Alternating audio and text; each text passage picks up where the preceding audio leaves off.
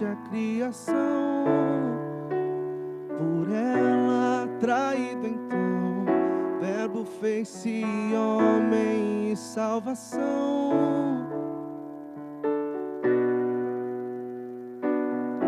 Resgataste um pobre mero pecador, incondicional amor, deste o teu maior tesouro em cruz e dor. Nova criatura fizeste-me, quebrantado estou, transformaste em mim. Eis-me aqui, moldo meu ser em teu querer, um vaso a ser moldado em ti sou, por tuas mãos perfeitas, Senhor. És o tesouro em meu interior, de poder renascer, na vida eterna crer, porque maior riqueza não há do que viver pra te exaltar, Senhor, que sopra o meu respirar, cumpro o teu querer, eis o meu viver inteiramente para ti.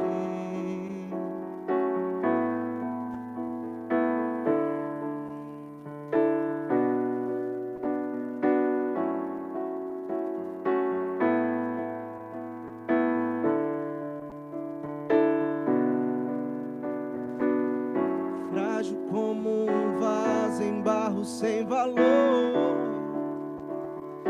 este é o meu coração, pronto a ser quebrado pelo Criador. Servo teu sou, pronto a te seguir, oh, me esvazia de mim, moldo meu ser em teu querer, um vaso a ser moldado em ti sou, por tuas mãos perfeitas, Senhor. És o tesouro em meu interior, de poder renascer, na vida eterna crer, porque maior riqueza não há do que viver pra te exaltar, Senhor, que sopra o meu respirar, cumpro o teu querer, eis o meu viver inteiramente para ti. Pra tua glória seja a ti, Senhor, viverei pra render-te todo louvor, por completo estou ao teu dispor.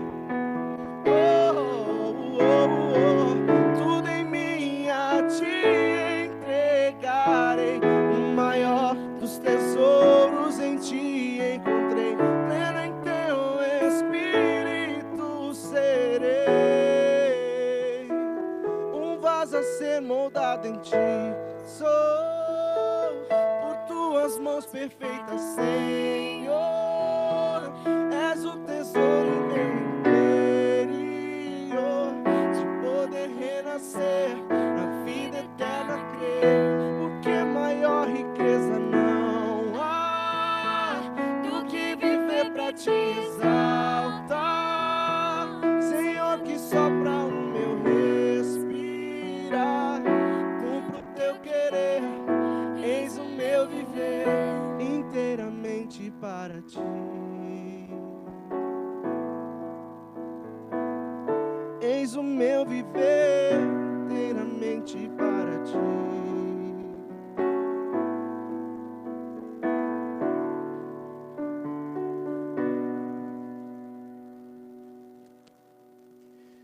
Muito bom dia, meus amados irmãos, sejam todos bem-vindos nesta manhã. Você podia sair do seu lugar, dar pelo menos aí uns 3 abraços aí, dê boas-vindas ao seu irmão. Não está tão frio assim para estarmos tão encolhidos, hein? Você que nos acompanha aí pelo Facebook, Deus abençoe e visite sua casa nesta manhã, que você possa adorar o Senhor conosco. Compartilhe aí o culto através da sua rede social para que outras pessoas possam acompanhar.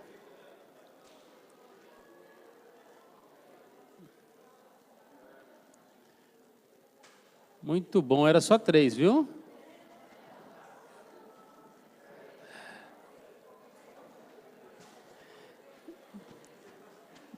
Pode sentar, amado irmão. Não sei como é que foi a sua semana, mas se você chegou aqui, louvado seja o nome do Senhor. Muitos não puderam chegar no final de semana. Nós louvamos a Deus. Deus tem derramado graça sobre graça, nos suprido em todas as nossas necessidades. E até as lutas que passamos fazem parte dos propósitos de Deus para nos preparar. É Deus nos capacitando. Cada lugar que Deus nos colocou nesta semana foi um lugar oportuno de testemunhar da graça de Deus. E cada experiência faz parte da nossa formação espiritual. Por isso nós louvamos o Senhor em tempo de escassez e em tempo que a despensa está cheia, em tempos de festa e em tempos de luto. Nós louvamos o nome do Senhor. Louvado seja o nome do Senhor nesta manhã. Convido você a baixar sua fronte, a ter um tempo de oração. Quem sabe tem gratidão no seu coração, algo que você expressar ao Senhor nesta manhã. Tem louvor, tem confissão de pecados, tem uma nova vida que você quer ter em Cristo Jesus. Coloca a sua vida diante do Senhor nesta manhã. Vamos orar, baixe sua fronte, vamos ter esse tempo de oração, buscando a presença do Senhor, colocando a nossa vida diante dEle. Nós viemos aqui, nós vamos desligar de tudo, porque nós queremos ouvir a voz do Senhor nesta manhã, nós queremos adorá-lo, queremos que nada e nem ninguém venha nos impedir de receber a bênção que Deus preparou. Esse é o tempo de adorarmos a Ele e dEle falar o nosso coração.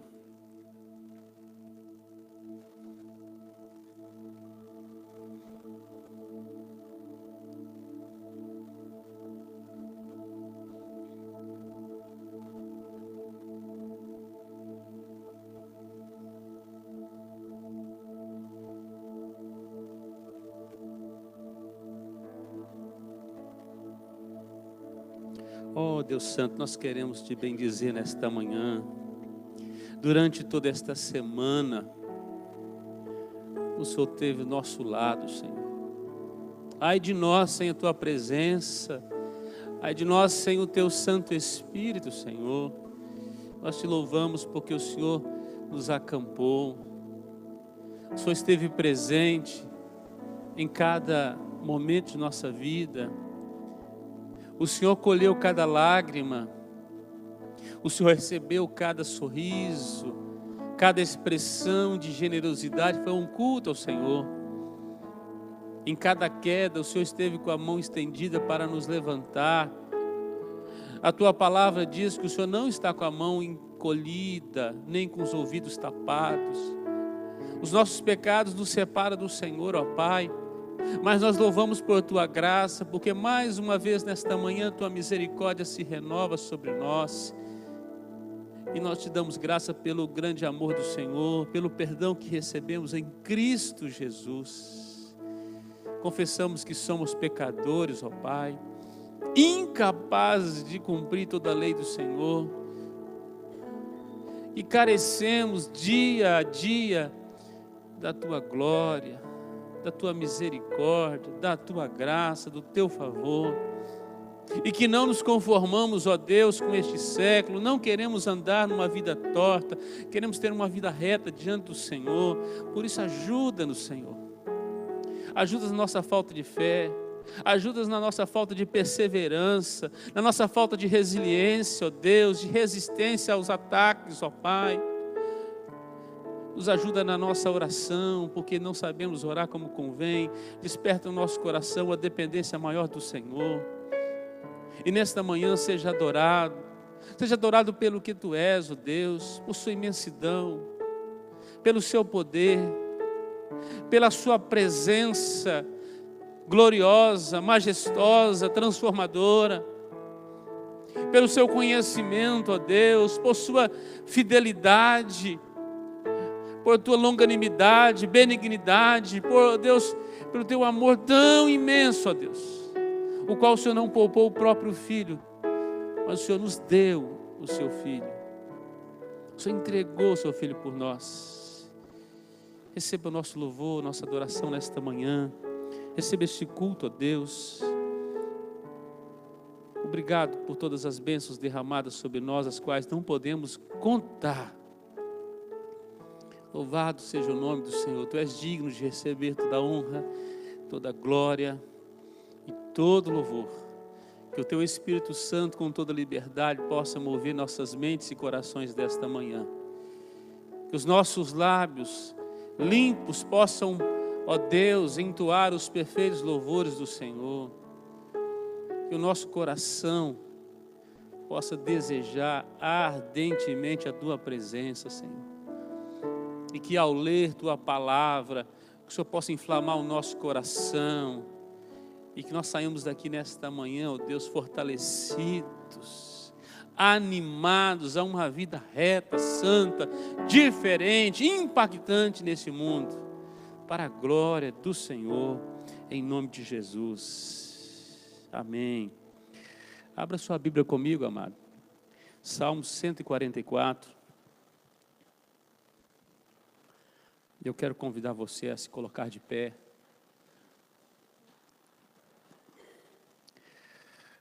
Fazermos esta leitura juntos.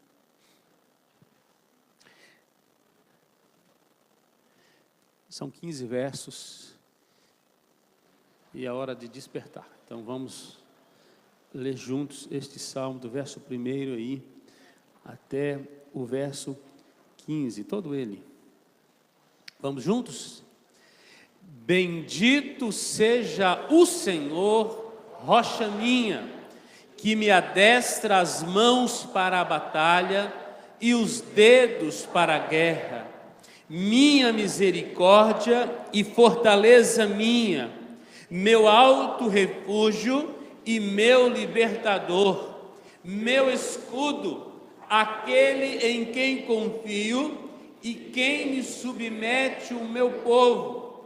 Senhor, que é o homem para que dele tomes conhecimento, e o filho do homem para que o estimes? O homem é como um sopro, os seus dias como a sombra que passa. Abaixa, Senhor, os teus céus e desce, toca os montes e fumegarão. Despede relâmpagos e dispersa os meus inimigos. Arremessa as tuas flechas e desbarata-os. Estende a mão lá do alto, livra-me e arremata-me das muitas águas e do poder de estranhos, cuja boca profere mentiras e cuja direita é direita de falsidade.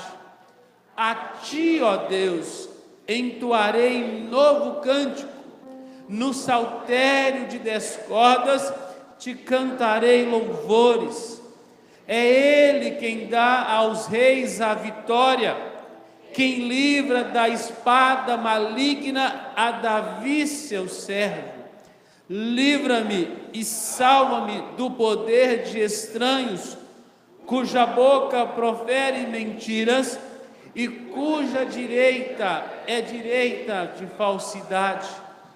Que nossos filhos sejam na sua mocidade como plantas viçosas, e nossas filhas como pedras angulares, lavradas como colunas de palácio. Que transbordem os nossos celeiros, atulhados de toda sorte de provisões. Que os nossos rebanhos produzam a milhares e a dezenas de milhares em nossos campos. Que as nossas vacas andem pejadas, não lhes haja rotura nem mau sucesso. Não haja gritos de lamentos em nossas praças. Bem-aventurado o povo a quem assim sucede. Sim, bem-aventurado é o povo cujo Deus é o Senhor. Amém. Aquele que é Senhor das nossas finanças, da nossa saúde, do nosso trabalho, aquele que nos dá sabedoria no dia a dia, nos dá vigor. A Ele nós devolvemos o culto e a gratidão nesta manhã. Amém? Nós vamos trazer ao Senhor nossos dízimos e ofertas, cultuando o Senhor com aquilo que Ele também tem nos dado. Vamos fazer isso enquanto nós somos conduzidos em louvores aqui.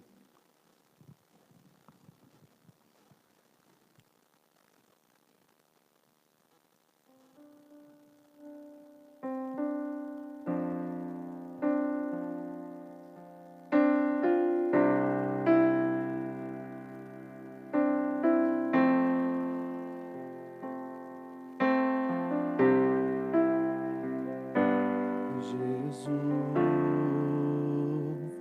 não há nome mais doce, não há nome mais santo, não há nome mais digno.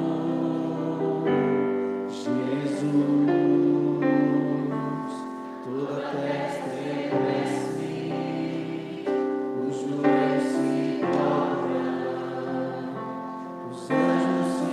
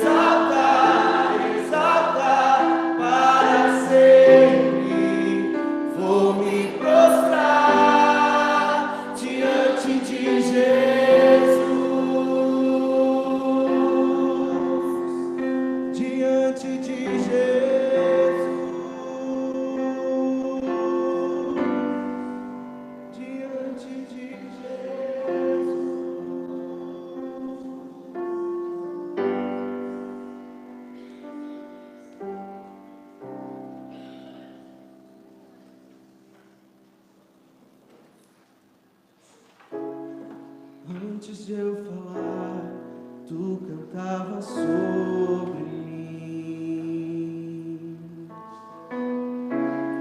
Tu tens sido tão, tão bom pra mim.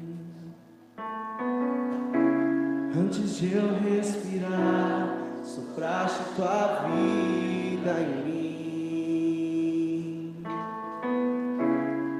Tu tens sido tão, tão bom pra mim. Oh, impressionante, infinito, ousado amor de Deus. Oh, que deixa as 99 só pra me encontrar. Não posso comprá-lo, nem merecê-lo, mesmo assim se entregou. Oh, impressionante, infinito, ousado amor de Deus.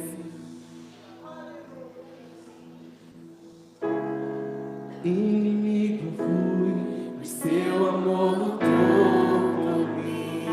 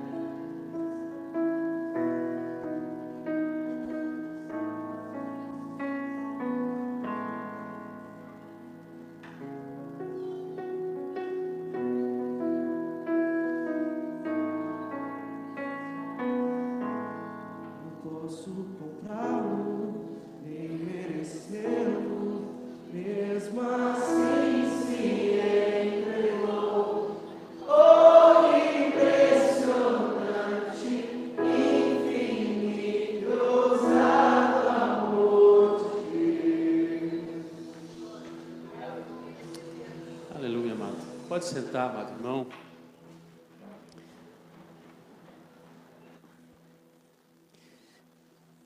Esta semana é semana de oração.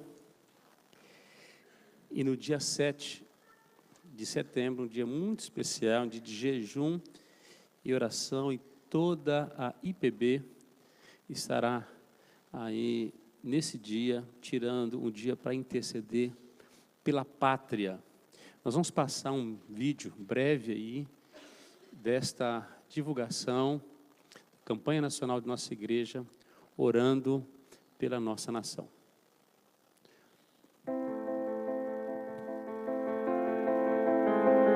(7 de setembro de 1822).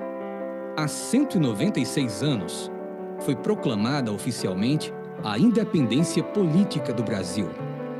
Mas a nação sofre ainda hoje de muitos outros problemas, dos quais está cativa: corrupção, desemprego, prostituição, saúde precária, educação ineficiente, entre tantos outros.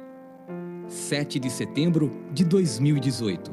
Precisamos proclamar espiritualmente a dependência total de Deus. Pois, como nos ensina o salmista, feliz é a nação cujo Deus é o Senhor. 7 de setembro de 2018. Dia de orar pela nossa nação, orar pelas nossas autoridades constituídas e orar pelas eleições 2018.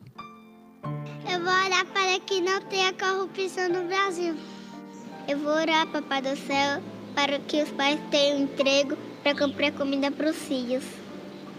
Eu vou orar para que o Brasil tenha educação para todos. 7 de setembro. Nesse dia, separe um tempo para orar pelo Brasil.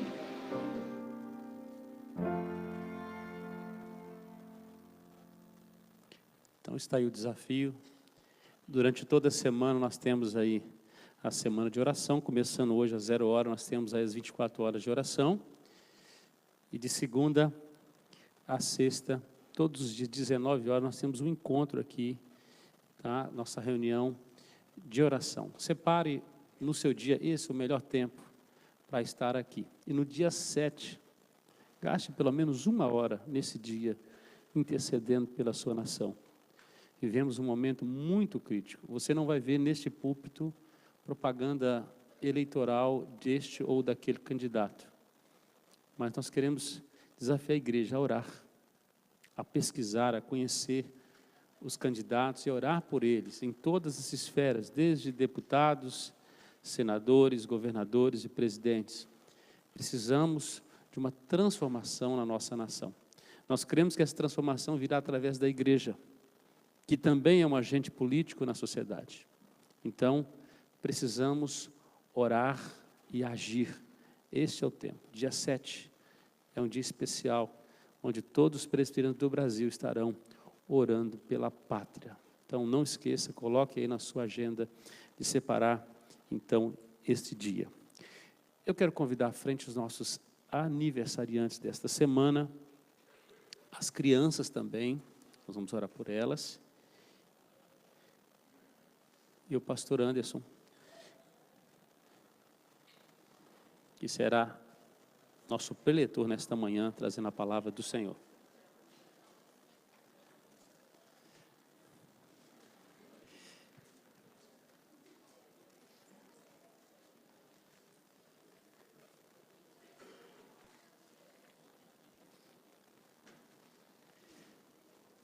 Que coisa boa! As crianças não sentem frio e vêm para a igreja no domingo de manhã. Isso é coisa muito boa. E bom que quando eles vêm, eles trazem os pais, né? Vocês estão de parabéns, viu? Vamos orar? Pai, nós queremos te dar graça nesta manhã, pela vida preciosa desses pequeninos, ó Deus. Que nem os pais, muito menos a igreja, seja embaraço na vida deles.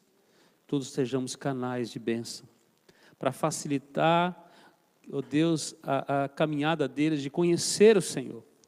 Que sejamos padrão, ó Deus, para eles no caráter, na conduta, na palavra, ó Deus, ó Pai, na vida de oração, em trazê-los à casa do Senhor, em orar por eles e com eles.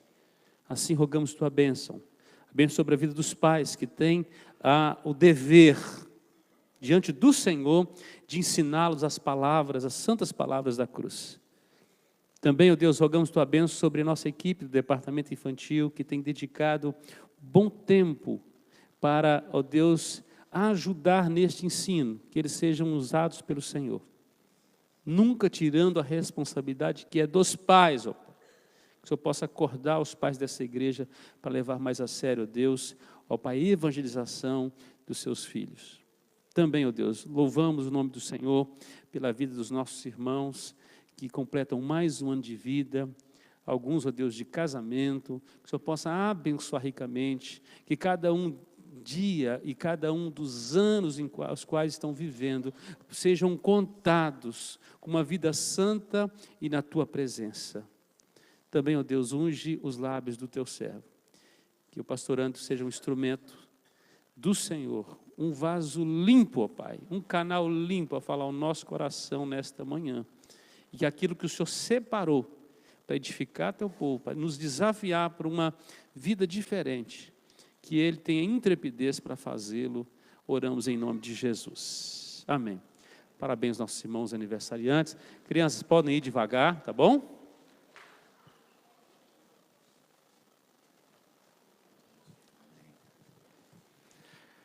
Graça e paz, amados. Bom dia. Que Deus os abençoe.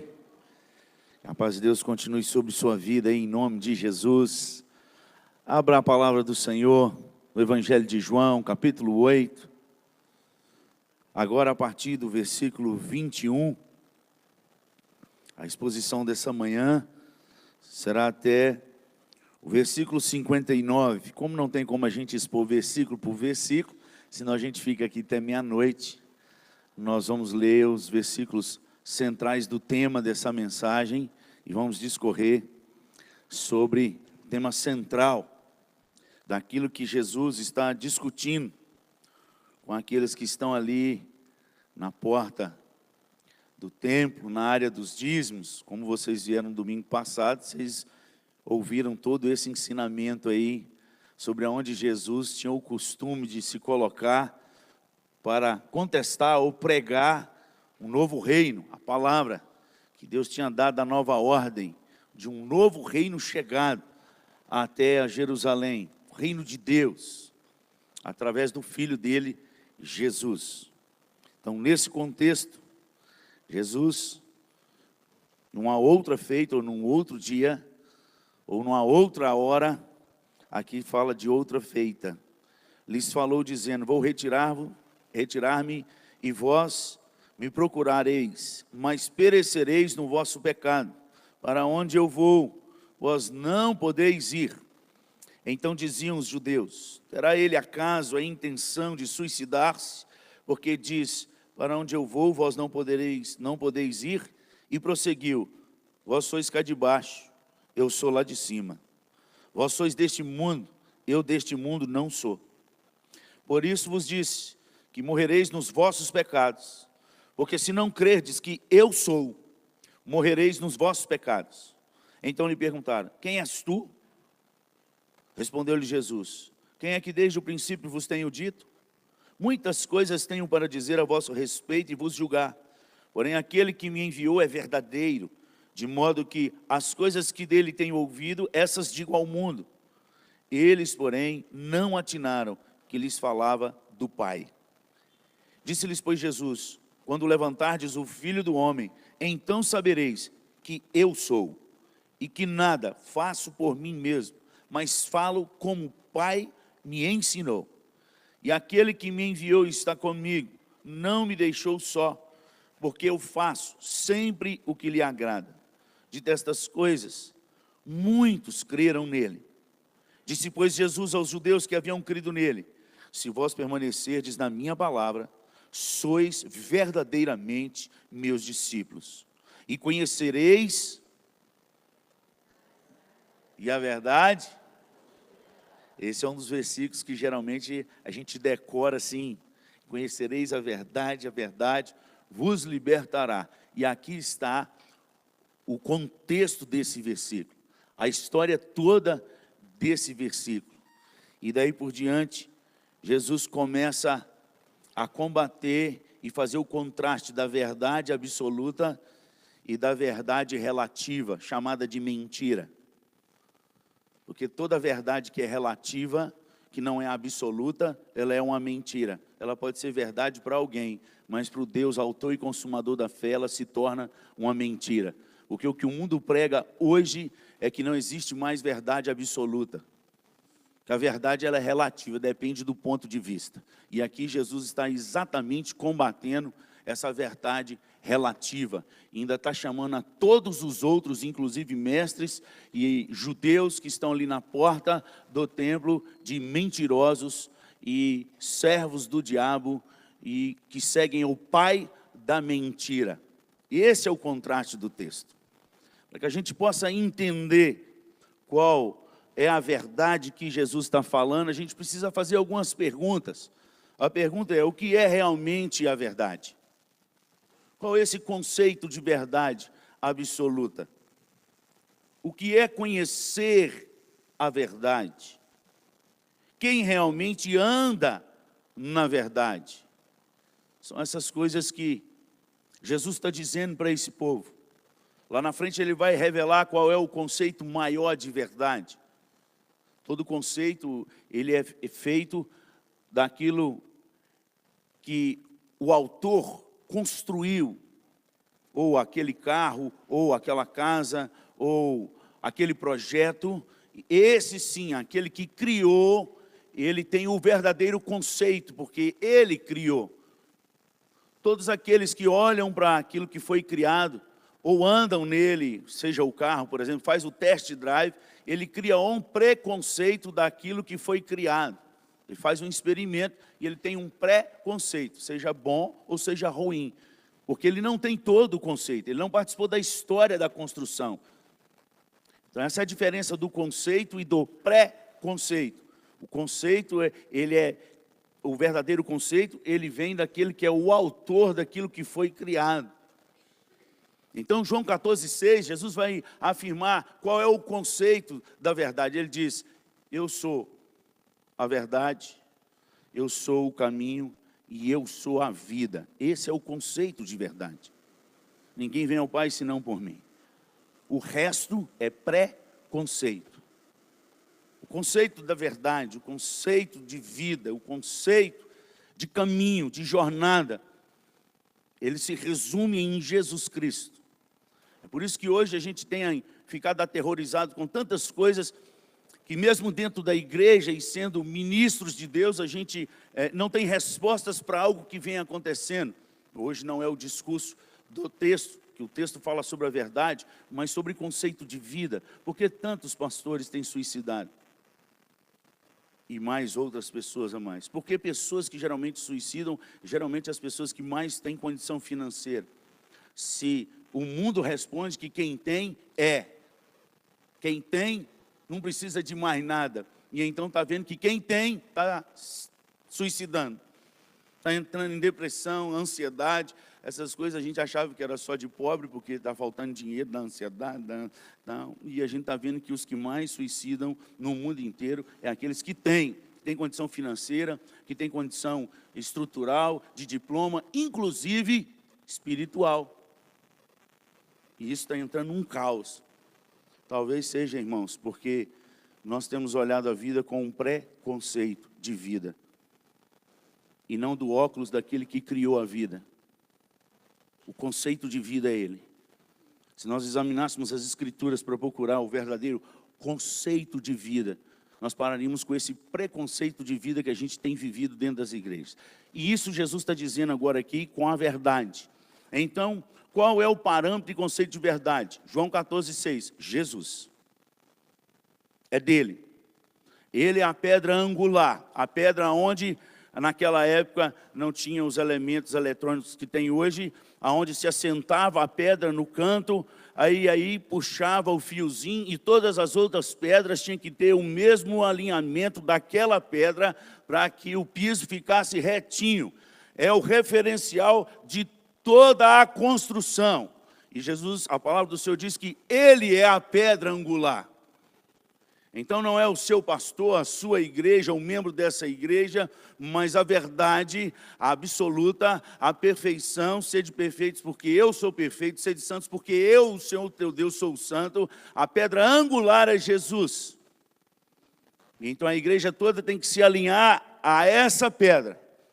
Não é por baixo, mas é por cima. Tanto que Paulo depois fala, uma vez que a gente faz morrer a nossa natureza terrena, e começa a se revestir do novo que se refaz, Colossenses capítulo 3, do versículo 1 ao versículo 17, ele vai falando sobre isso, e ele está falando que, porém, Cristo é tudo e em todos, no versículo 11 de Colossenses 3, ele fala que Deus nos alinhou numa só medida. Então, não pode haver dentro da igreja nem escravo, nem livre, nem pobre, nem rico, nem de raça nenhuma, porém Cristo é tudo e em todos. Ele está fazendo o alinhamento daquilo que Deus quer para mim e para você. Aqui Jesus está fazendo o alinhamento do que é a verdade. Para dizer, e conhecereis a verdade, e a verdade vos libertará. Ele está dentro no templo, dizendo que o que aquela turma está seguindo dentro do templo não é a verdade absoluta. A verdade é Ele. E é o Pai. E quem que conhece, ou quer conhecer a verdade? Aqui o texto não diz, mas João depois explica sobre isso. Na primeira carta de João, gostaria que você marcasse João capítulo 8. Isso é só a entrada, eu nem comecei a pregar ainda. João capítulo, primeira carta de João, marca o João capítulo 8 aí, e vai lá na carta de João. Primeira carta de João, capítulo 2.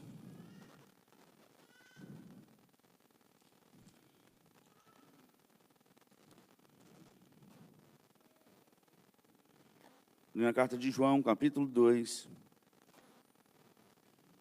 A partir do versículo 3, só para você ter um pouquinho daquilo que Jesus tem em mente, daquilo que é o conceito verdadeiro, o conceito da verdade absoluta, que é o próprio Senhor Jesus.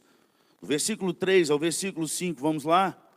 Ora, sabemos que o temos conhecido, por isso, se guardamos os seus mandamentos.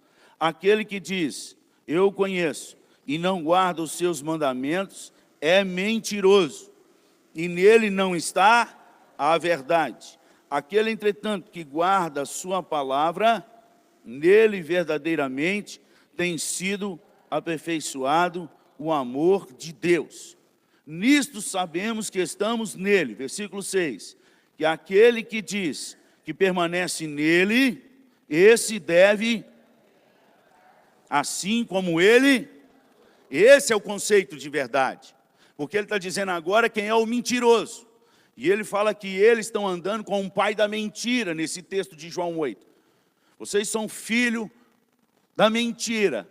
E o diabo é o pai da mentira, nunca andou na verdade. Então ele está pautando o que é verdade e o que é mentira. E ele está dizendo que a mentira é a turma que está dentro da igreja, mas não pratica o que ele praticou. É uma turma mentirosa. Ele está dizendo, e isso está causando, igual está causando no CI nessa manhã. É exatamente isso. Aquela raiva de, não, quando esse pastor sobe no púlpito, ele só sobe para bater. É isso aí. Jesus está batendo. Ele está mexendo, ele está tirando a paz daqueles judeus que estão indo todos uma vez por ano levar os seus dízimos lá no gasofilácio, está dando dízimo de hortelã, de cominho, está jejuando, está orando, e ele está dizendo, vocês são tudo mentirosos. Vocês precisam conhecer a verdade. E quando vocês conhecerem a verdade vai libertar vocês. E hoje nós vamos ver de que a verdade nos liberta. Esse é o tema, de que a verdade nos liberta. Mas para a gente entender o que a verdade nos liberta, nós precisamos entender qual é o conceito de Jesus sobre verdade. E o conceito de Jesus sobre verdade é o que está aqui escrito na palavra do Senhor. A primeira coisa que ele fala sobre o conceito de verdade é essa. Aquele que anda, guarda as escrituras, a palavra no coração, para não pecar contra ti. esses que praticam a palavra que eu deixei, esses são da verdade. Os demais são os mentirosos e não andam na verdade. O outro texto que, então, ele fecha esse assunto sobre verdade, aliás, a primeira carta de João é uma autoanálise para ver se você verdadeiramente está em Cristo Jesus ou se você anda num caminho de mentira dentro da igreja. Lembre-se do que eu estou te falando. A primeira carta de João é um livro de autoanálise, não é para analisar os outros, não. Examine-se o homem, pois, a si mesmo. Pare de examinar a vida dos outros e cuida da sua vida. Em nome de Jesus. Porque diante de Jesus, só aqueles que Deus chamou para ser líder é que vai ter um juízo dobrado. Só os pastores, que Deus vai requerer a alma de cada uma, a alma que passou pela mão desses pastores, que tiveram o púlpito para pregar a verdade e ficaram pregando um monte de abobrinha e passando a mão no coração do povo. Deus vai cobrar de cada um. Mas dos demais, Deus vai cobrar só da sua vida. Não vai cobrar, Ele vai cobrar você. Então examine-se o homem a si mesmo. Leia aí. E a palavra do Senhor está dizendo nessa manhã o que é a verdade, quem anda na verdade e quem está andando na mentira. 1 João capítulo 5, encerrando um assunto sobre verdade, João vai dizer agora qual é a verdadeira fé. A fé que realmente ela é compatível com a verdade. 1 João capítulo 5, de 1 a 5. Vamos lá? Todo aquele que crê que Jesus é o Cristo é nascido de Deus. E todo aquele que ama o que o gerou, também ama o que dele é nascido. Nisto conhecemos que amamos os filhos de Deus, quando amamos a Deus e praticamos os seus mandamentos. Porque este é o amor de Deus, que guardemos os seus mandamentos. Ora, se os seus mandamentos não são penosos, porque todo que é nascido de Deus vence o mundo, e esta é a vitória que vence o mundo, a nossa fé. Quem é o que vence o mundo, senão aquele que crê? Filho de Deus? Então tá aí, agora a gente sabe qual é o conceito de verdade, qual é a verdade que a gente precisa conhecer para que ela verdadeiramente possa nos libertar. E esse é o contexto que Jesus está dizendo para aqueles judeus. De que a verdade nos liberta, amados? Nesse texto aqui eu pude enumerar pelo menos 6 coisas de que a verdade pode nos libertar. Lógico que se a gente meditar durante alguns meses nesse texto, a gente pode descobrir muito mais. E a gente precisa aprender a fazer morada em alguns textos. Esse é um dos textos da palavra que a gente precisava fazer morada nele. E ler de novo, e ler de novo. Romanos capítulo 8 é um texto absoluto. É um texto que todo crente ele deveria ler pelo menos uma vez por mês, Romanos 8. Salmo 119 é outro texto absoluto. Texto que fala a alusão sobre e honra a palavra e as leis do Senhor. É um capítulo da Bíblia que cura a alma. Se você fizesse morada nele e lesse todos os dias, Salmo 119. Quando eu fiz esse desafio na outra igreja de ler um mês inteiro o Salmo 119, eu fiz isso aqui com os jovens. Muitos foram curados, muitos foram curados. Muitos. De várias doenças. Eu estou falando de testemunhos, de pessoas que vieram até mim e falaram, esse mês foi um mês especial para a minha vida, pastor. Eu fiz morada lá e orei igual o senhor falou e fui lendo, e fui anotando, e fui lendo. Eu estou curado. Voltei no médico, estou curado. Voltei no médico, ansiedade quase que zerou. Sumiu a depressão. Fui liberto. Testemunhos de pessoas, histórias de Deus em nós. Então nós precisamos, cada um tem a sua história, mas você não pode ficar só tendo a história de sentar no banco ouvindo sermão. Você precisa ter uma história diferente com Deus. Em nome de Jesus. Então, voltando nesse texto, João capítulo 8, de que a verdade nos liberta. Versículo 23 e 24, vão lá em João 8 agora. Versículos 23 e 24. Preste atenção no que diz nesse texto. E prosseguiu, vós sois cá de baixo, e eu sou lá de cima. Vós sois deste mundo, e eu deste mundo não sou. Por isso vos disse, que se morrereis nos vossos pecados, porque não credes que eu sou, morrereis nos vossos... Afirmação. De que a verdade nos liberta? Em primeiro lugar, nos liberta da politicamente correto. A verdade nos liberta do que é politicamente correto. Porque o que é politicamente correto nem sempre é a verdade absoluta. E porque, para não ofender alguém, para não mexer com ninguém, para ficar na paz todo mundo, não se prega a verdade absoluta. Quem verdadeiramente é Deus, o que é pecado e o que precisa mudar de conduta, de caráter, de vida, de direção. Conversão é mudança de direção, não é passar para a religião dos crentes. Conversão é mudança de caráter, de atitude, de vida. Não é ser batizado e ser presbítero, ser pastor, ser doutor da igreja.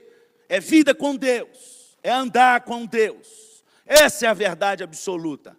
É ser como Jesus, é praticar a sua palavra, é perdoar uns aos outros, perdoar uns aos outros, perdoar uns aos outros. É dar a outra face, é caminhar a segunda milha. Essa é a verdade absoluta. Mas para não ser mandado embora, para não ser diminuído o salário, para não ser chamado no conselho, ou para continuar amigo dessa família, ou para não perder o filho. Você já perdeu, seu filho está indo para o inferno, acorda. Ele já está indo para o inferno, acorda. Prega a verdade absoluta para ele, confronta ele com o pecado. Ai, para meu filho ficar perto de mim, está perto de você, mas está fedendo, você não está vendo que está podre, não? Ora por ele, chora por ele, geme, confronta. Nós temos que pregar a verdade absoluta, amados. O evangelho, onde chega, ele realmente causa um alvoroço.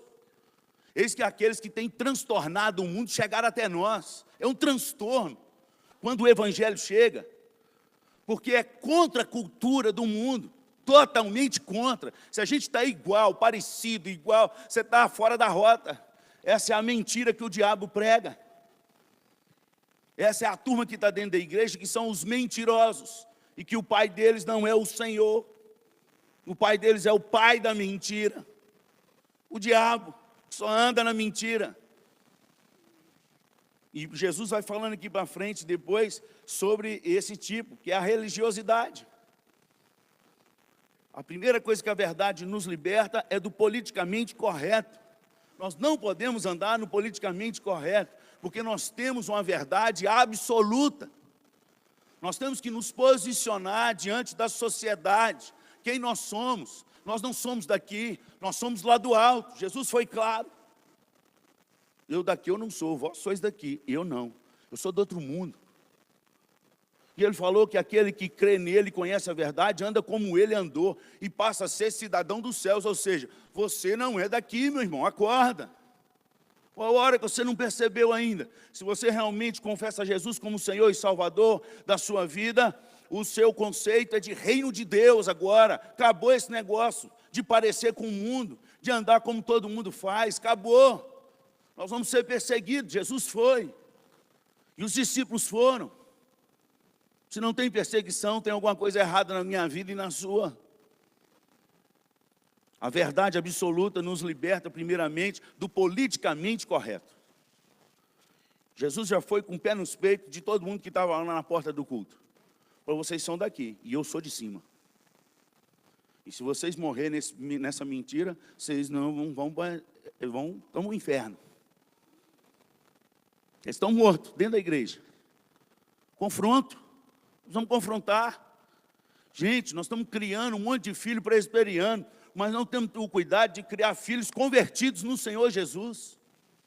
Ah, é obrigado a ir para a escola dominical. Levanta e vai, porque tem que ir. Decora o versículo.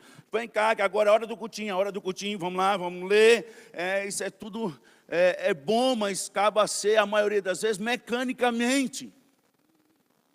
E a maioria dessas tem criado uma raiva no coração dessas crianças, porque geralmente é no horário que os pais acham que deve ser. E tem alguns pais que são mais assim, já está mais para avô, eles fazem o culto dominical, ou o culto do dia, culto da casa, 4 horas da manhã. Deus que me defenda. Deus te abençoe para lá. 4 horas da manhã, estou começando a dormir. 4 horas da manhã. É a sua verdade, mas não é a verdade da criança. Não é a verdade do jovem, não é a verdade do adolescente. E aí eles crescem com ódio de culto do lar. É a primeira coisa que eles falam assim: quando eu tiver minha casa, não vai ter essa porcaria lá. Eu amo a Jesus, eu amo a palavra, mas esse tem de culto domingo, às 4 horas da manhã, não vai ter. Nós estamos rindo que nós já nos achamos por aí. Em algum momento nós estamos incluídos nesse negócio. Semana de oração. Agora a nossa, graças a Deus, para a turma mais nova, é à noite. Mas eu peguei a época que era 6 horas da manhã. Aí, porque os alunos, os jovens, estudavam às 7 da manhã, eles resolveram a boa ideia de passar para 5:30 da manhã, para todos os jovens estar lá, antes de ir para a aula. Meu Deus do céu! Que oração do inferno era aquela na minha vida. Eu gostava de ficar deitado na cama até faltando 10 para 5 e chegar já os limites do atrasado, do 15 minutos que vai fechar o portão, não vai. Aquela tensão, adrenalina, porque aí acordava, né? Aí acorda, vai dar, não vai dar, não dá, vai dar, deu! Cheguei e assisti aula. Não deu! Nossa, estou lascado, meu pai vai me matar. E tinha que acordar, se não era 5:30 da manhã, você tinha que acordar que hora? Muitos se perderam, muitos se perderam. Nós precisamos ver qual que é a verdade absoluta, e dessa nós não podemos abrir mão, gente. O resto é resto. Amém? O que é santo para mim, talvez não seja santo para Deus. Agora, o que é santo para Ele, tem que ser santo para mim. Esta é a questão. O que é verdade para mim, talvez não seja verdade para Deus. Mas o que é verdade para Deus tem que ser verdade para mim. No nome de Jesus. Amém? O que a verdade nos liberta? Do politicamente correto. Segunda coisa, versículo 24 ainda diz, o 28 e o 29. Olha aí no 24, olha. Ele está dizendo: por isso eu vos disse, morrereis nos vossos pecados, porque não credes que eu sou. Olha, o eu sou grafado em letra maiúscula. Foi como Deus se apresentou a Moisés, quando Moisés disse assim: mas quando você chegar lá e o povo perguntar quem é que está te mandando, você fala com eles que o eu sou é que faz essas coisas. Durante muitos anos eu fiquei perguntando a Deus por que ele se apresenta com o eu sou, ego, de todo tamanho. Ego eimi, no grego. Ego, de ego, do eu. Do que a verdade nos liberta? Da egolatria, do culto do eu. Porque eu acho que não é assim, porque eu não importa, porque eu... Deus já deixa desde Gênesis, até no Novo Testamento, que existe um eu maior. Eu sou, e é Ele. O resto não é. Se existe um eu que é maior, o resto não é. O eu sou, o dono da verdade, o que liberta. E ele diz em todo o tempo, se apresenta eu, o eu sou, em letras maiúsculas, garrafais, o ego. Ele é o próprio, não tem ninguém mais. Ele nos liberta dessa idolatria. E ele diz, eu sendo o eu sou. Olha as expressões que ele usa no versículo aí, 28 e versículo 29. Versículo 28, disse-lhes, pois, Jesus, quando levantardes o Filho do Homem, então sabereis que eu sou, e que nada faço, mas falo como, e aquele que me enviou não me deixou só, porque eu faço o quê? Eu faço o quê? Eu faço sempre, sempre, sempre o que lhe agrada. O eu sou, sendo o eu sou, ele se submete ao Pai. Quem é você para achar que você é melhor do que Jesus, hein? Quem é você? Como diz o pastor Jeremias esses dias falando. Tem uma turma aí que sai declarando e profetizando em nome de Deus, coisa que ele nem falou. Eu declaro, Deus. Ele não consegue nem declarar para o cachorro dele falar em português. Eu declaro que hoje você vai parar de latir, você vai falar comigo em português. E o cachorro, uau, uau. Ele não consegue nem declarar para o cachorro dele falar, mas quer declarar para Deus alguma coisa. Como diz o pastor lá, eu ri demais. Chega hoje e declara para sua mulher, hoje que ela que vai ter que fazer tudo em casa e lavar tudo, que a partir de hoje só você manda, não vai fazer nada e ela vai fazer tudo. Vamos ver se ela vai obedecer. O que vai dar lá na sua casa hoje? Depois procura o pastor Vumar para aconselhar. Jesus sendo o eu sou, você vai ver em todo o tempo da vida dele, o grande eu sou, se esvaziou de si mesmo, para obedecer, se tornou obediente, o grande eu sou, está nos ensinando que ele sendo o eu sou, ele obedeceu ao Pai, e se a gente realmente conhece essa verdade, a verdade nos liberta de nós mesmos, nós não passamos a ser mais nada, nós não apitamos mais a nossa vida, quem apita é Deus, tem que ser Deus. Para de ter Deus dentro da lâmpada aí, meu filho, para de ficar esfregando essa lâmpada e fazendo 3 pedidos todo dia a Deus. Deus não é Aladim não, Deus é Deus. Oh Deus, estou precisando, oh Deus me ajuda, oh Deus estou doente, oh Deus me cura, oh Deus. Fica esfregando a lâmpada do Aladim, eis que tem 3 desejos hoje. Deus é Deus, gente. Deus é soberano. Ele tem um propósito muito maior nas nossas vidas e através das nossas vidas do que ficar satisfazendo o nosso ego, os nossos desejos. Coisas que a gente talvez, muitas vezes, não vão compreender. Muitas vezes, eu não consigo compreender num texto de avivamento, da presença de Deus, pessoa cheia do Espírito Santo, transbordando do poder de Deus, grandes sinais, maravilhas, operando através da vida de Estevão, e o homem de Deus morre na pedrada. Tinha tanto pecador dentro da igreja para morrer na pedrada, vai morrer logo um cheio, um transbordando. Aí a gente fala assim, não, que é isso, você está falando assim porque não é seu filho. Porque põe seu filho no lugar, você vai achar um monte de pecador na igreja rapidinho. Independente de quem é seu filho, independente do que ele faz, independente se ele está dentro da igreja ou se ele está fora, põe seu filho na reta das pedradas. Fala, tem tanto, você vai achar na hora. Olha aquele pastor lá, ele que tinha que tomar pedrada, ele está preparado. Meu filho, não, Jesus. Não consigo entender. Por que 2 estão na mesma prisão, Pedro e Tiago, a igreja orando, Tiago perde a cabeça, Pedro, os portões abrem automaticamente, o primeiro portão automático do mundo, foi Deus que criou, de ferro, abriu automaticamente, tinha 2, cheio de Deus, todos 2, discípulos de Cristo, um perde a cabeça, o outro portão abre automaticamente, o anjo vai até ele, porque a soberania de Deus, explica e prega a soberania de Deus para a mãe de Tiago, no velório lá, não explica, coisas que não se explicam. Gente, Deus sendo Deus, Jesus sendo o Senhor, o eu sou, o grande eu sou, obedeceu. Sabe onde que está esse texto assim mais claro para derrubar a gente, para a gente ficar até sem dormir? No dia que o Espírito de Deus revelou isso no meu coração, já li a Bíblia várias vezes, mas teve um dia que eu não dei conta desse texto. Ele garrou na minha alma. Hebreus, capítulo 5. Olha aí para você ver, joga na tela para nós. Hebreus, capítulo 5, a partir do versículo 8. Depois você lê o capítulo todo de Hebreus, que é sensacional esse capítulo. Olha, embora sendo filho, aprendeu, presta atenção no que está escrito aí.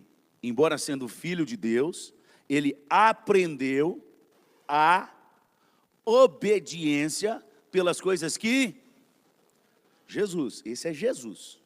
Aí você vai imaginando, se ele passou por tudo isso, por que você quer ser melhor do que Jesus? Agora o 9. E tendo sido aperfeiçoado, tornou-se o autor da salvação eterna. Essa é a verdade. Essa é a verdade absoluta. Essa é a fé verdadeira, uma fé obediente. Não, eu creio em Jesus, eu creio em Deus Pai Todo-Poderoso, Criador dos céus e da terra. Eu creio, sabe o credo, sabe a Constituição, sabe, mas não obedece. É pela graça, é pela fé, mediante a graça sim, mas é uma fé obediente, está aí, ó, uma fé que obedece. Ele é autor da salvação, tornou-se autor da salvação eterna, e tem uma turma que ele é o autor da salvação, e é só essa turma, e a turma está escrita ali, para todos os que lhe... Essa é a fé verdadeira. É aí que essa turma entra no contexto, e começa aí a reclamar, e falar, nós somos filhos de Abraão, porque né, o Abraão é pai da fé. Salvação pela fé. Abraão é pai da fé. Logo eu sou filho de Abraão. Onde ele está, eu também vou estar. É isso que eles estão falando no texto. Somos filhos de Abraão. Você vai ler o texto aí em Romanos, você continua em João capítulo 8, e ele continua falando aí. Agora, olha aí, versículo 39. Então eles responderam, nosso pai é Abraão. Disse-lhe Jesus. Vamos lá?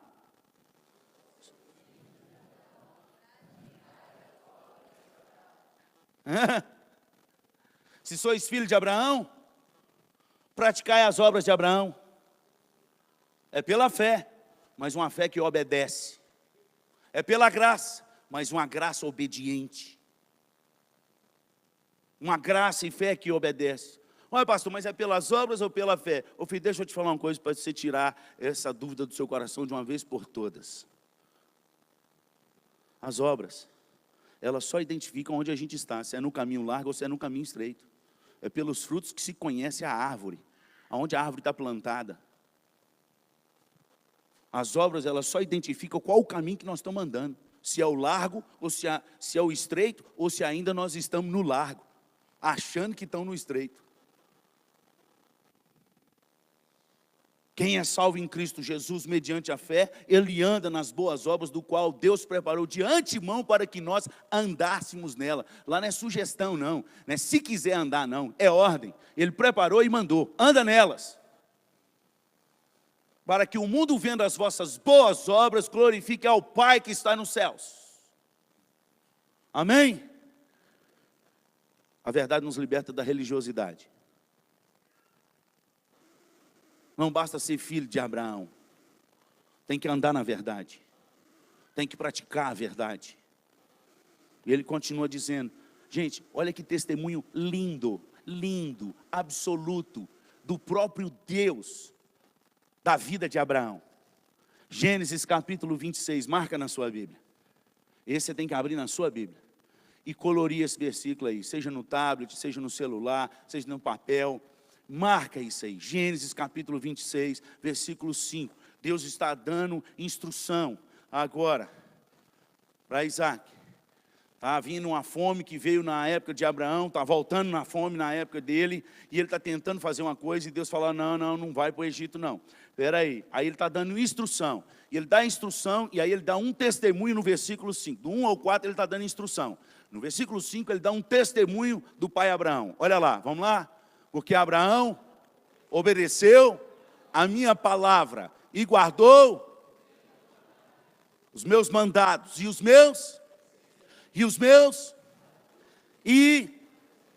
olha o tanto que ele guardou. Guardo no coração a tua palavra, para não pecar contra ti. Olha o tanto que ele guardou. Quem deu esse testemunho? Deus. De quem? De Abraão. Você é filho de Abraão? Então obedece. É isso que Jesus está falando com essa turma. Se é filho de Abraão, tem o mesmo testemunho dele. Obedece. Anda comigo. Essa é a verdade. E quando ele estava dizendo assim, nesse contexto, muitos judeus creram nele. Abriu os olhos. E agora ele já muda a conversa, ele já muda e foca essa turma que converteu e disse algo que a gente passa despercebido, porque a gente só crava no 32. E conhecereis a verdade? João 8:32. E conhecereis a verdade? Mas a verdade absoluta está no 31. O 32 é só o complemento. E conhecereis. A verdade absoluta está no 31. Vamos voltar lá, João 8:31. Disse, pois, Jesus aos judeus que haviam crido nele: se vós permanecerdes na minha palavra, a verdade nos liberta da religiosidade e nos traz para a verdadeira palavra, o verdadeiro evangelho, a verdade absoluta que é Jesus. Sendo eu sou a verdade, e ele sendo a verdade, o grande eu sou, ele obedeceu ao Pai em tudo. Se Jesus sendo a verdade absoluta obedeceu ao Pai em tudo, o que nos dá o direito de andar do jeito que a gente quer? Baseado numa graça que tem sido uma desgraça para a igreja, uma graça sem santificação, uma graça sem a perseverança de Deus nos seus santos. Porque aqueles que são salvos pela graça mediante a fé, eles perseveram num caminho de santidade, da morte do eu. Eles tomam a cruz e tomam todo dia. Aquele que realmente quer me seguir, aprenda a dizer não para si mesmo. Tome a sua cruz. E não é pendurar no pescoço para ficar bonito. É morra e siga-me. Tem um preço. E Deus pagou para que a gente acreditasse. Mas nós precisamos andar nessa, morrendo todo dia. Senão Paulo, que é aquele que pregou sobre a graça e sobre a salvação, sobre a graça e a fé, a salvação pela graça e pela fé, ele não tinha deixado registrado Colossenses capítulo 3, ele tinha arrancado da Bíblia. Ele tinha arrancado Colossenses 2, 6 e 7, que o Espírito de Deus também soprou a ele. Ora, como recebestes a Cristo Jesus o Senhor, assim andai nele radicados, edificados e confirmados pela fé, tal como fostes instruídos. E aí ele vai falar na prática o que é andar enraizado em Cristo Jesus, crescendo, edificado e confirmado pela fé. E no bloco de pensamento de Colossenses, ele começa do particular para o geral, o que a gente tem que ser em Cristo Jesus. Se é que tem em Cristo Jesus. Como receberes a Cristo Jesus? É assim que tem que andar nele. Nele, como? Pensando e buscando as coisas lá do alto, não as que são aqui da terra. Primeiro bloco de pensamento, Colossenses 3, de 1 a 4. De 1 a 4. Fazendo, pois, morrer a vossa natureza terrena. E tem uma lista lá, inclusive palavrões. Inclusive palavrões. E toda mentira. Palavras obscenas, nem sequer se nomeie no meio de vós. Faz morrer isso. Colossenses 3, do versículo 5 ao versículo 11. Revesti-vos, pois, procura uma nova vestimenta, algo de marca, que impressiona a Deus e não ao povo. Revesti-vos, pois, como eleitos de Deus, santos e amados, de ternos, afetos, de misericórdia, de bondade, de humildade, suportai-vos uns aos outros, perdoai-vos mutuamente. Se veste de outra coisa, outra vestimenta, não é igual ao do mundo. Quem é salvo pela graça, ele tem um proceder de vida, ele tem uma conduta, e a verdade nos liberta dessa falsa religiosidade que tem sido pregada por aí. Nós temos uma conduta, amados, nós temos que andar nela, nós temos um caminho que Jesus andou e disse, aquele que é verdadeiramente meu discípulo, ele vai permanecer na minha palavra. Permanecer é se amoldar a palavra, não é moldar a palavra a você não. Ah, essa eu gosto, ah não, essa não é para mim não. Essa eu gosto, essa não é para mim. Ah, e essa eu não quero. Ah, essa é para o Antigo Testamento. Ah, e essa é lá para aquele povo de lá. Hoje eu estou no Evangelho da Graça, que tudo pode. Porque Jesus já pagou tudo, inclusive o inferno. Não vou para lá. Está crendo até que não existe mais inferno, pode pecar à vontade. O importante é dizer que é de Jesus e seguir e cantar aqui na igreja, e de vez em quando dar um dízimo. Está tudo bom, não está. Se conhecer a verdade, ela vai te libertar inclusive do pecado. A palavra de Deus diz em versículo 34 aí, ó. Vamos lá? Replicou-lhe Jesus: em verdade vos digo, todo o que comete pecado é escravo do pecado. O escravo não fica sempre na casa. O escravo não fica sempre na casa. Isso quer dizer que o escravo, ele pode estar na casa, mas ele não fica sempre, não. O filho, sim, para sempre. Para sempre. Para sempre. Sempre. O filho é aquele que obedece. É o que permanece na verdade. É o que pratica a verdade, conforme a gente leu no começo do culto, na primeira carta de João, no capítulo 2, do versículo 3 ao versículo 6. Nós somos libertos do pecado. Você é livre, então torna um cidadão dos céus. E o cidadão dos céus, todas as coisas lhe estão lícitas, mas nem todas convêm. Todas as coisas lhe são lícitas, mas eu não me deixarei dominar por nenhuma delas. O cidadão dos céus agora ele é livre. Se você realmente é um cidadão do céu, se a palavra de Deus realmente entrou na sua vida, você é livre, amado. E se você não vigiar, você peca. Você é livre, inclusive, para pecar. Para cair de novo, para cair de novo, até apagar o espírito, e aí desgraçar a sua vida mais uma vez. Você é livre. Livre para matar o eu todo dia. Você tem esse poder. Você tem o poder de dizer sim e de dizer não, porque você é cidadão dos céus.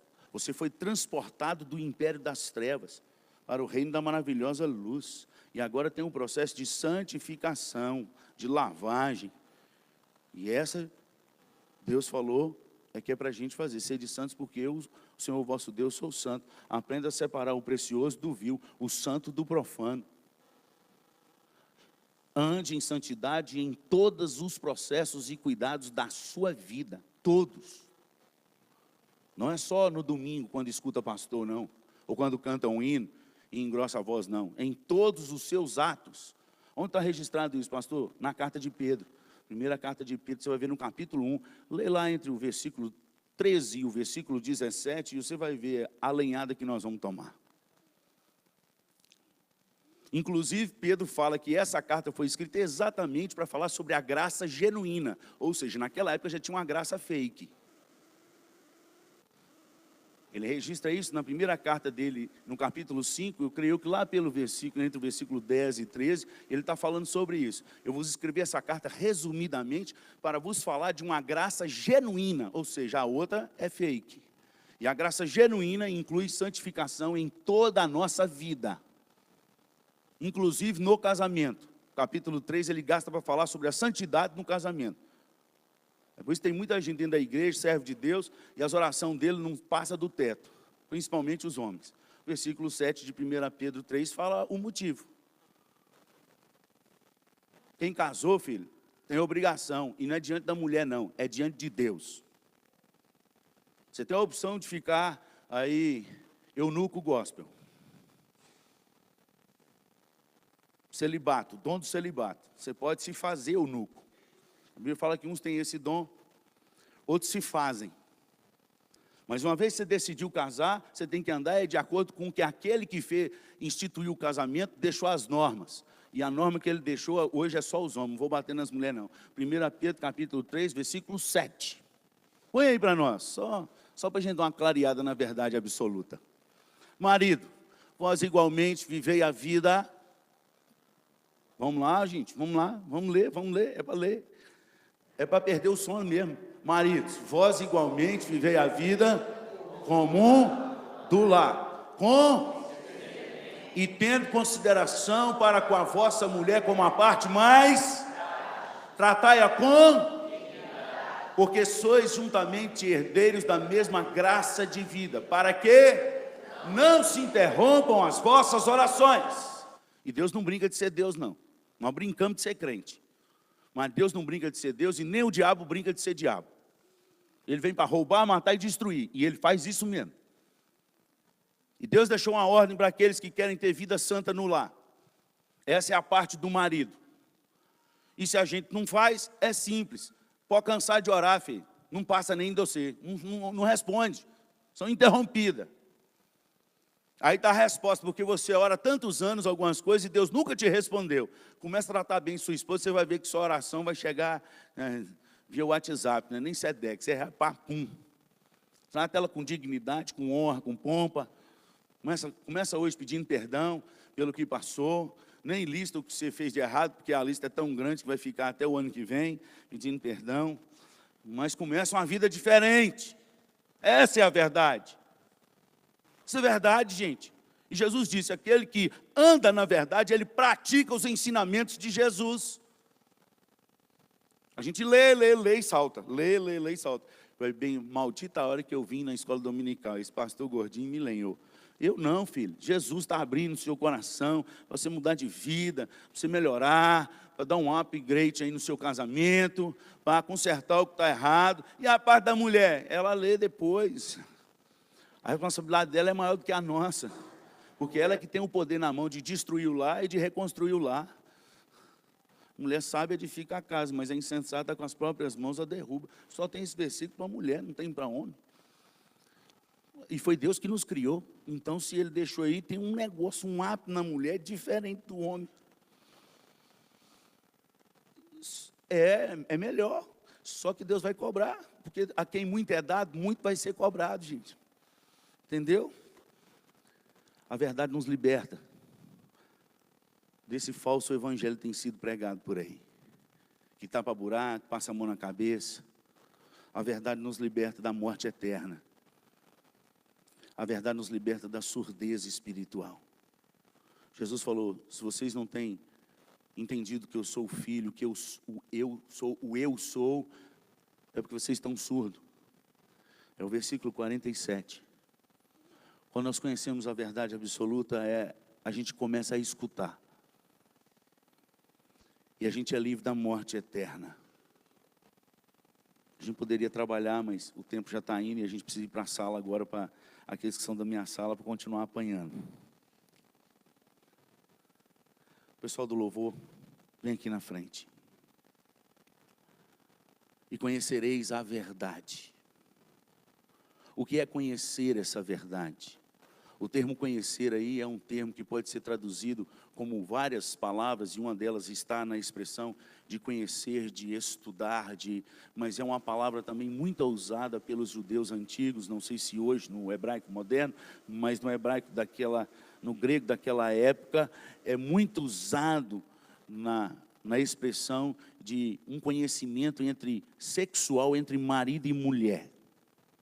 É algo que transcende livros. É algo que transcende doutorado, PhD, mestrado, que transcende, é algo que aquele que é casado, ele sabe quando a mulher dele não está bem com ele.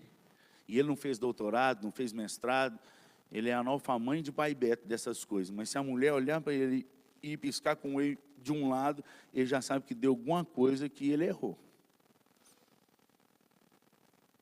Se a mulher dele olhar para ele, enquanto eu estou pregando assim, às vezes eu olho para minha esposa e de vez em quando, ela, do jeito que ela olha, eu já sei se está demorando demais, se eu já falei aquela história pelo menos umas 10 vezes. É só dela olhar, aí as pessoas não estão vendo nada, eu falo com ela assim, eu sei que eu já falei, mas eu vou contar de novo.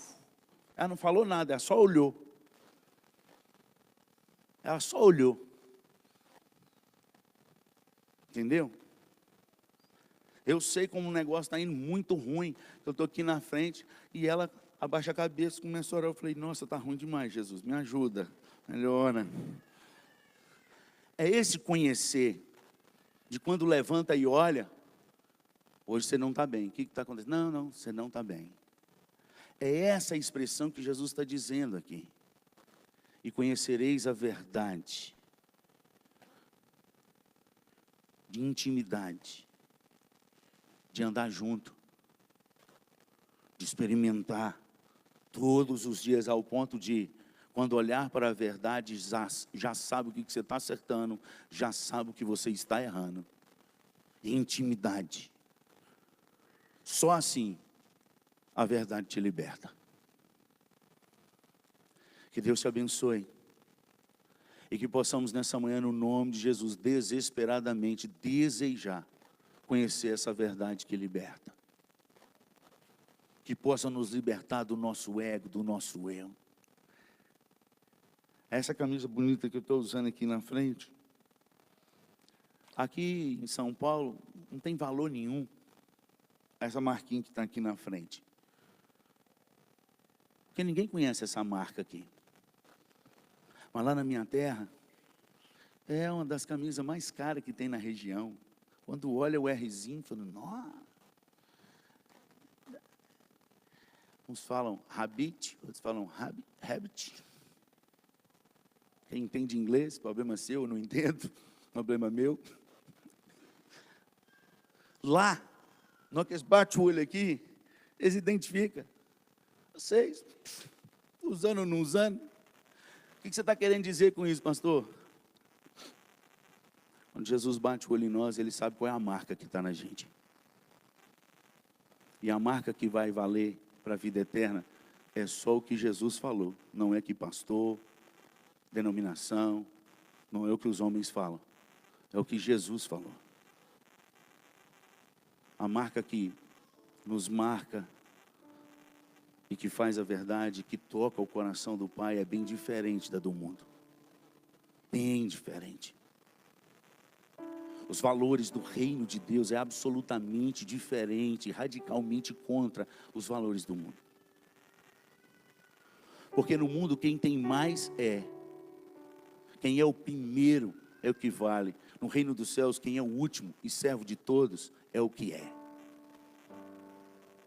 Nesse mundo quem mais tem é que a gente tem que dar uma melhor atenção. No reino dos céus, quem mais perde e quem perder tudo aqui é que vai ganhar com Ele lá. No reino dos céus é totalmente diferente. E quando a gente conhece essa verdade absoluta, nós somos livres dessa escravidão do consumismo. Nós somos livres dessa escravidão de ter que prestar contas para todo mundo, porque nós já prestamos a conta ao autor e consumador da fé. E mesmo quando nós somos reprovados, Ele nos ama e nos dá uma nova chance.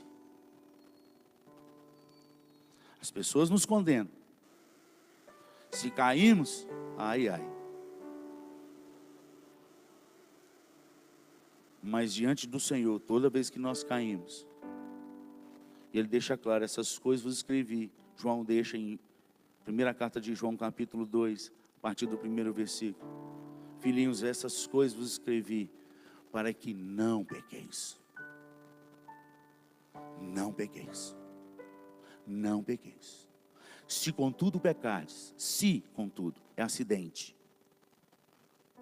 Tendes advogado diante do Pai. E não é qualquer advogado. É Jesus. É o. O resto é resto. Ele é o advogado. Pois Ele pagou com seu próprio sangue toda a conta de dívida que estava contra nós. Foi cancelada naquela cruz. Quando a gente conhece essa verdade nos liberta do nosso eu. Eu mais não importa. O que Ele quer é o que eu vou seguir. Está doendo, Deus, mas não para não. Eu quero o Senhor. Isso me basta. Eu segui tantos anos dentro da igreja. Cresci dentro da igreja. Num caminho de mentira.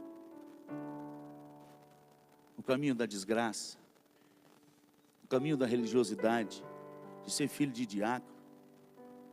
De cantar na UCP, na UPJ, na UPA, na UMP, no coral da igreja, no grande coral das 300 vozes, uma grande conferência evangelística, Jesus Cristo que tem a ver comigo. Naquela época não tinha nada a ver comigo, mas eu tinha uma voz boa e eu cantava. Hinos que até eu arrepiava e chorava. Mas na mesma noite que saía de lá, Estava nas boates da vida, fazendo o que todo mundo faz, sem ser luz na terra, sem ser sal nessa terra. Mas um dia a verdade me encontrou. Por isso eu não desisto de semear. Porque não foi um pastor que falou comigo naquela madrugada, nem um teólogo, nem um doutor, não foi um coral que cantou, um louvor. Foi o próprio Senhor que me encontrou naquela madrugada, às 4 e pouca da manhã. Eu sentado na beirada da minha cama, olhando para o pico da Ibituruna e dizendo: Deus, eu nem sei se o Senhor existe. Eu nem sei se essa palavra é a verdade, mas eu não acredito nas coisas que estão aí, não.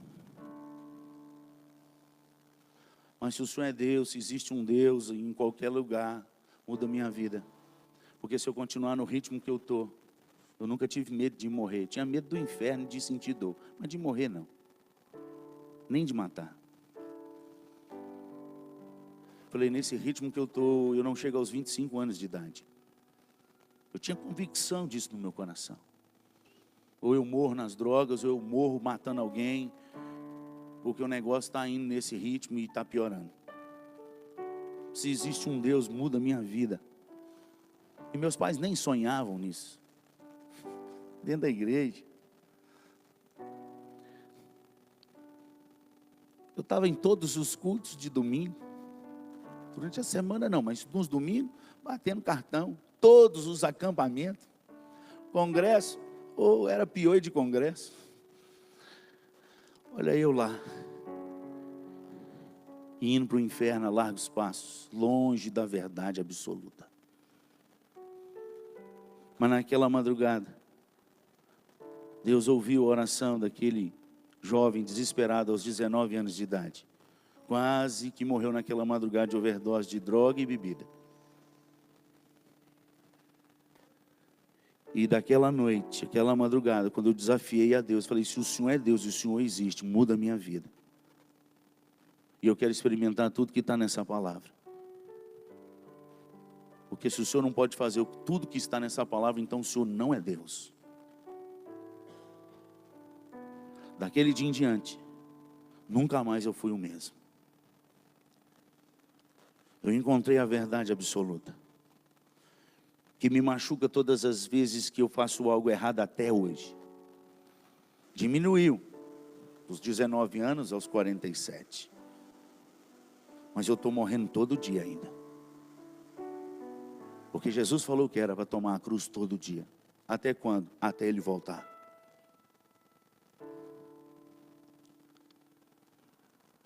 E eu desafio a qualquer jovem, a qualquer pessoa, que se não acredita nesse Deus, fazer o mesmo desafio que eu fiz. De coração e de verdade. E eu creio tanto nesse Deus e nessa verdade absoluta, que se algum dia, se é um pacto que eu fiz com Deus, se algum dia alguém realmente fizer esse desafio como eu fiz, absoluto, de verdade, não é mentiroso não, e Deus não mudar a sua vida, eu paro de ser pastor e eu queimo essa Bíblia. É isso que você ouviu. Porque eu creio na verdade que liberta. Eu creio na verdade que transforma absolutamente. Eu confio nesse Deus. Eu confio na sua palavra que diz que todo aquele que invocar o nome do Senhor será salvo naqueles dias, nos últimos dias, na geração dos últimos dias. Está lá em Atos dos Apóstolos. Invocar não é frequentar a igreja, não é sentar em banco, não é decorar a lei. Invocar é chamar Deus para si e dizer, seja o meu Senhor. O que o Senhor mandar, eu vou obedecer. Isso é invocar. Tu és o Senhor e eu sou servo. Mas eu sou livre agora sim, do reino das trevas. Mas agora eu sou escravo do reino da luz, servo do Senhor Jesus, para fazer o que Ele manda. Isso é o verdadeiro evangelho. Essa é a verdade absoluta. E eu te convido nessa manhã a essa verdade. Nós vamos louvar o Senhor. E hoje, se nessa manhã o Espírito de Deus abriu os seus olhos, eu queria que você saísse do seu lugar e viesse até aqui na frente, como um ato de fé. Glória a Deus. Vamos louvar o Senhor e eu espero você aqui na frente. Vou esperar porque o outro vai vir, o outro vai vir. Não, Deus falou com você. Falou, gente, eu estava dentro da igreja e esse negócio estava no rumo errado, mas hoje eu entendi. Sai do seu lugar, vem aqui na frente. Vamos louvar. Enquanto louvo, eu quero te convidar a vir aqui na frente, para essa verdade absoluta no nome de Jesus.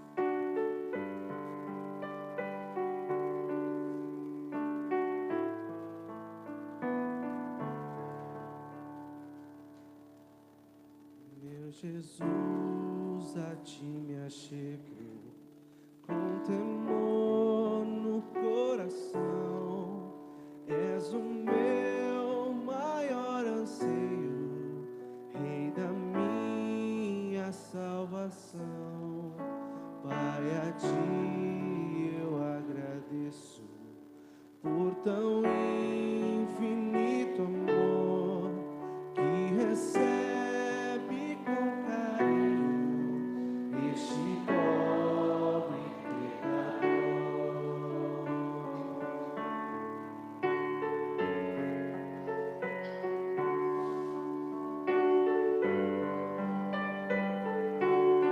Vamos colocar de pé, vamos continuar adorando o Senhor. Boa é tua vontade, de onisciente Deus, que meus planos sempre estejam conectados com os teus. Ó, perdoa os meus pecados, venha me disciplinar, e a pureza de tua glória venha em mim habitar. Santo e majestoso Deus, exaltado é Senhor, coroado sobre a terra, em tua glória e esplendor.